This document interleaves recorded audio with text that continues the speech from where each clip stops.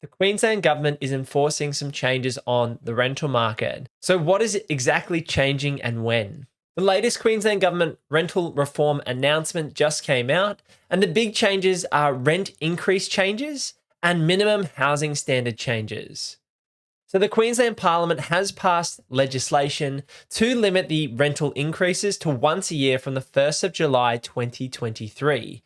The current rules apply for rent increases until the new legislation comes into effect, and more information will be provided soon. So, what this means for renters is that landlords can only put up the rent once every 12 months. We can't see multiple increases for shorter leases. So, if you're on a 6-month tenancy agreement, they can't increase your rent. They can only increase it once every 12 months, even if you have a 6-month lease. Now, this is coming into effect on the 1st of July 2023. So, anyone on a short term agreement in the next few months between now and June 30 is likely going to see a rental increase to align themselves with market value at this point in time. As I'm sure a lot of you are aware at this point in time, and what we're seeing on the ground here in my buyer's agency at Purpose Property, the rental market is very tight in southeast Queensland. People are struggling to find the right rental property, and there's actually less rental properties available at this point in time, with very low stock on market, and a lot of investors having pulled out over the last few years to sell out and make their gains. Now, I personally agree with a rental cap once every 12 months. I think that's a good balance, and most lease agreements are for 12 months anyway. So I don't think a lot of property managers or landlords in this scenario were actually doing rental increases faster than 12 months. For most property investors like myself, we're going to be locking in our contracts for every 12 months with a lease agreement at a certain price. So we weren't going to have rental increases in that lease agreement. This is going to protect more people on short-term lease agreements, so 3-month or 6-month leases, who are potentially in rooming accommodation or have for some reason taken a shorter lease. This is going to stop massive rental increases in those 3 to 6-month lease timeframes, as landlords are locked into keeping a set price for a 12-month period. Now, the really interesting thing around the rental price increases is what's going to stop landlords removing a tenant at the end of that 6-month lease and then signing up a new tenant at a higher rate. How is the Office of Fair Trading going to police that, and the state government and property managers and the REIQ? I'm not sure how they're actually going to police that on a property by property basis. Because surely if a 6-month tenancy lease ends and a new tenant moves in, that agreement could be for $1,000 or it could be for $400. It just depends on what's agreed between the two parties. So I assume it's going to be for rollover tenants. So if you're on a 6-month lease and you're looking to roll over and extend your lease, but what's stopping the landlord saying, oh no, I'm not going to extend your lease, I want a new tenant, and the rent going up from there? So that's where I think more information might be required about how exactly they're going to police this rental increases. But I think for the majority of investors, this is welcome. I understand as a property investor that our tenants are looking for security and a roof over their head. People need to know that they're not going to have the rug pulled out from under them, and that housing is a basic need here in Australia. I personally actually thought that these rental increases were only once a year anyway, because we typically signed our tenants up on a 12-month lease agreement. But now I've come to understand that if you had a shorter lease, then of course the landlord could increase the rent as soon as that lease agreement came up. So this is really protecting those shorter leases. Now, this leads me into the second batch of changes that they've proposed, which is the minimum living standards. And this is happening not just in Queensland, but across Australia. So the minimum housing standards will come into effect from the 1st of September in 2023. And therefore, new tenancies from the 1st of September 2023 and all tenancies from the 1st of September 2024. Now, the interesting thing is, what are the minimum housing standards?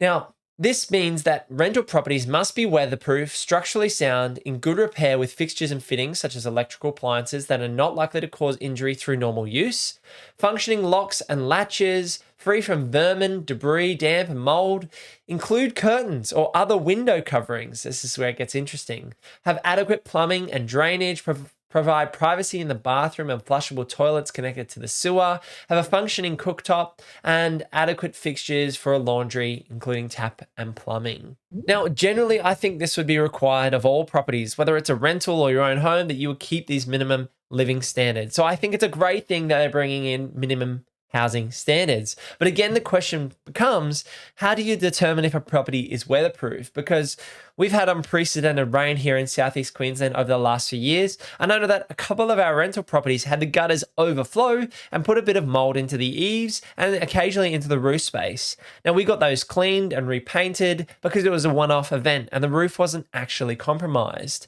So how is the government going to police a minimum housing standard? And I can see a lot of property managers and agencies looking to jump on the back and charge you $300, $500, $1,000 to give you inspections and write you a big long list of things you need to fix. So I agree that we absolutely need a minimum housing standard. And I think that this is going to come down to a landlord by landlord basis. And property managers are probably going to see a revenue opportunity here to charge for reports.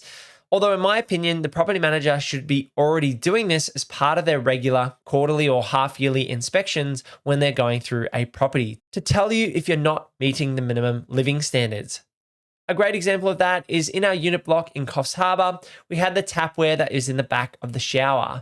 Now, the copper that was in the back of the shower had broken, and so that needed replacing. And we also needed to pull off some tiles and replace the tiles to do that. So for me, that's a minimum living standard, and we weren't going to say no to that repair. We were just going to pay for it.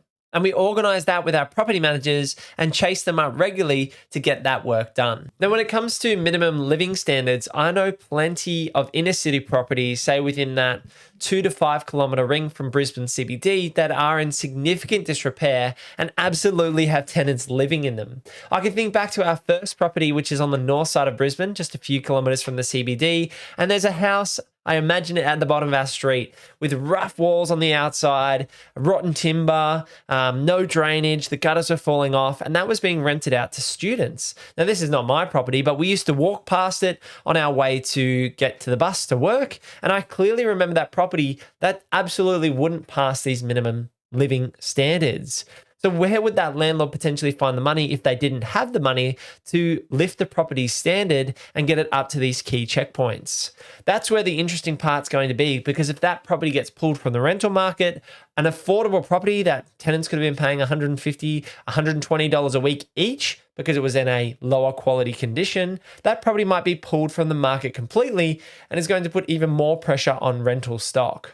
In my opinion, Australia has amazing quality of life and we live in an amazing country. And part of that reason is because we are very house proud as Australians. People look after their own home. And in my opinion, people also want to invest into investment properties and provide good quality living for tenants. So I really welcome these changes that have been approved by the state parliament around the rental increases and the minimum standards of living. I think it's a fantastic idea and I'm glad they're implementing these changes. The key thing for me always comes down to implementation. And I've always taken it in terms of Emily and my approach has always been to take it on our own back to personally improve our properties. One, because we're improving them from a capital growth point of view. And two, we're going to get better quality tenants and provide a better quality of life for the tenants when we renovate each of our properties. And so every property that Emily and I have bought, we've either undertaken renovations or plan to undertake renovations to improve them in the future.